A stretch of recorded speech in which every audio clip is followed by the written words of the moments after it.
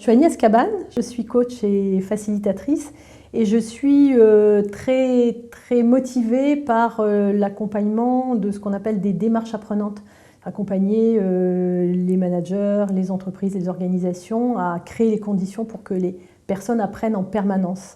Dans ma vie professionnelle, donc, je suis passée par des TPE, des PME, un grand groupe. J'étais plutôt dans le domaine de la presse et de la pub.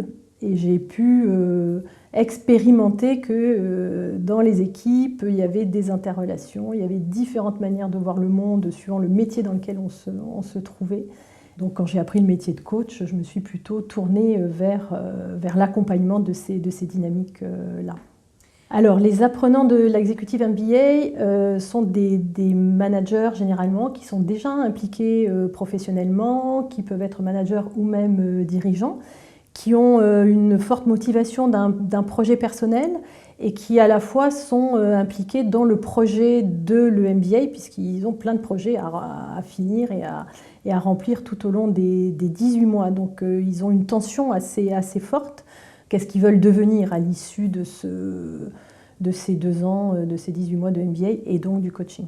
Les objectifs, ça varie beaucoup parce que moi je dirais que chaque coaché a des vents qui soufflent de manière particulière pour lui et a une route ou des routes qu'il va choisir ou pas. Donc moi je dirais que je les accompagne à régler leur voile en manière des vents qu'ils rencontrent et à choisir leur route.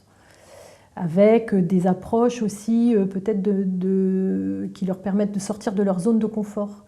Alors avec peut-être la mise en espace, la mise en mouvement, la métaphore, le détour, le questionnement, enfin bon, des outils et des techniques de coaching qui sont après particulières à chacun et à chacune. Bien se connaître pour mieux manager, c'est apprendre de soi et se développer.